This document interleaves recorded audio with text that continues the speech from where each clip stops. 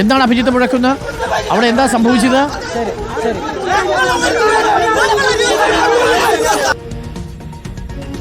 അഭിജിത്ത് മുഴക്കുന്നത് അവിടെ ഉണ്ട്. അഭിജിത്ത്, അവിടെ എന്താ സംഭവിച്ചത്? ആരുടെ പ്രതിഷേധമാണ് അവിടെ നടന്നത്? പോലീസുകാരെ കൈയേറ്റം ചെയ്യാൻ ശ്രമിച്ചോ അതോ എന്താണ് സംഭവിച്ചത്? അരുൺകുമാർ UDSF പ്രവർത്തകരും SFI പ്രവർത്തകരും തമ്മിലുള്ള സംഘർഷമാണ് നമ്മളിപ്പോൾ കണ്ടുകൊണ്ടിരിക്കുന്നത്. കണ്ണൂർ സർവകലാശാല തെരഞ്ഞെടുപ്പ് ഇന്ന് നടക്കുകയാണ്. അതിന്റെ ഭാഗമായി ഇന്നിപ്പോൾ ഇവിടേക്ക് ഈ വോട്ട് ചെയ്യാനുള്ള വിദ്യാർത്ഥികൾ എത്തിയിരുന്നു. അതിനിടയിലാണ് ഈ സർവകലാശാലയ്ക്ക് മുമ്പിൽ ഒരു സംഘർഷം ഉണ്ടായിരിക്കുന്നത്. ഇപ്പോൾ പരസ്പരം ഈ വിദ്യാർത്ഥികൾ തമ്മിൽ ഏറ്റുമുട്ടുന്ന കാഴ്ച കൂടിയാണ് നമ്മളിവിടെ കാണുന്നത്. പോലീസ് പരമാവധി ഈ പ്രവർത്തകരെ, ഈ വിദ്യാർത്ഥികളെ ഇവിടെ നിന്ന് പിടിച്ചു മാറ്റാനായി ശ്രമിക്കുന്നുണ്ട്. പക്ഷേ അതിനൊന്നും തയ്യാറാകാതെ വിദ്യാർത്ഥികൾ പരസ്പരം ഏറ്റുമുട്ടുന്ന ഒരു കാഴ്ച കൂടിയാണ് നമുക്കിപ്പോൾ ഇവിടെ നിന്ന് കാണാനായി കഴിയുന്നത്. എന്താണ് ഈ സംഘർഷത്തിലേക്ക് നയിച്ചത് എന്നുള്ള കാര്യത്തിൽ വ്യക്തതയില്ല. പക്ഷേ അല്പസമയം മുൻപാണ് അരുൺകുമാർ പരസ്പരം നേതാക്കൾ ഇടപെട്ട് വിദ്യാർത്ഥികളെ ഇവിടുന്ന് മാറ്റാനുള്ള ഒരു ശ്രമം നടത്തുന്നുണ്ട്. പക്ഷേ വിദ്യാർത്ഥികൾ അതിന് വഴങ്ങുന്നില്ല എന്നുള്ളതാണ് ഏറ്റവും പ്രധാനപ്പെട്ട കാര്യം. ഓക്കെ, UDSFിൻ്റെ പ്രവർത്തകർ, അതായത് KSU MSF പ്രവർത്തകർ ഒരുമിച്ചും SFI പ്രവർത്തകർ മറുഭാഗത്തുമായിട്ടാണ്. ഇടയ്ക്ക് പോലീസ് നിൽക്കുന്നുണ്ട്. ഇപ്പോൾ പോലീസ് സംഭവ സ്ഥലത്ത് എത്തിയിട്ടുണ്ട്. പോലീസിന് നിയന്ത്രിക്കാൻ കഴിയുന്നില്ല അഭിജിത്ത് ഇപ്പോഴും.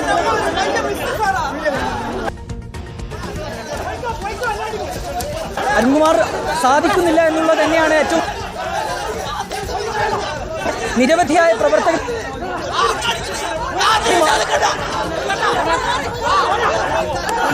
പരമാവധി പ്രവർത്തകരെ അവിടെ നിന്ന് മാറ്റാനുള്ള ശ്രമം നടത്തുന്നുണ്ട്. പക്ഷേ പരസ്പരം ഏറ്റുമുട്ടുന്ന കാഴ്ച നമുക്ക് ഈ ദൃശ്യങ്ങളിൽ നിന്ന് കാണാം.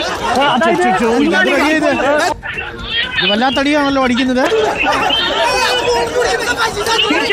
സംശയമില്ല, ഈ പ്രവർത്തകരെ പരമാവധി പിടിച്ചു മാറ്റാൻ പോലീസ് ശ്രമിക്കുന്നുണ്ട്. പക്ഷേ ഈ വിദ്യാർത്ഥികൾ അതിനൊന്നും വഴങ്ങുന്നില്ല. അവർ പരസ്പരം പോരടിക്കുന്ന കാഴ്ചയാണ് കാണുന്നത്. ഇവിടെ ഇന്ന് യൂണിവേഴ്സിറ്റി തെരഞ്ഞെടുപ്പ് നടക്കുകയാണ്. 8 സീറ്റുകളിലേക്കാണ് മത്സരം നടക്കുന്നത്. അത് ഈ KSU MSF പ്രവർത്തകർ സഖ്യം ചേർന്നും ഒപ്പം തന്നെ SFI, ഈ 2 വിദ്യാർത്ഥി സംഘടനകൾ തമ്മിലാണ് പ്രധാനമായും മത്സരം നടക്കുന്നത്. 8 സീറ്റുകളിലേക്ക് മത്സരം നടക്കുന്നുണ്ട്.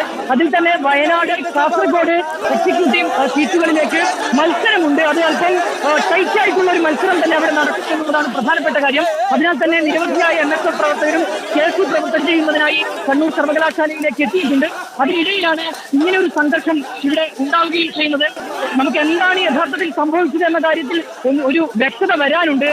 ഈ നേതാക്കളൊക്കെ ഇടപെട്ട് ഈ പ്രവർത്തകരെ അവിടെ നിന്ന് മാറ്റാനുള്ള ശ്രമം നടത്തുന്നു. പക്ഷേ വിദ്യാർത്ഥികൾ വഴങ്ങുന്നില്ല എന്നുള്ളതാണ് പ്രധാനപ്പെട്ട കാര്യം. ടൗൺ പോലീസും ഒപ്പം തന്നെ സിറ്റി പോലീസും അവിടേക്ക് എത്തിയിട്ടുണ്ട്.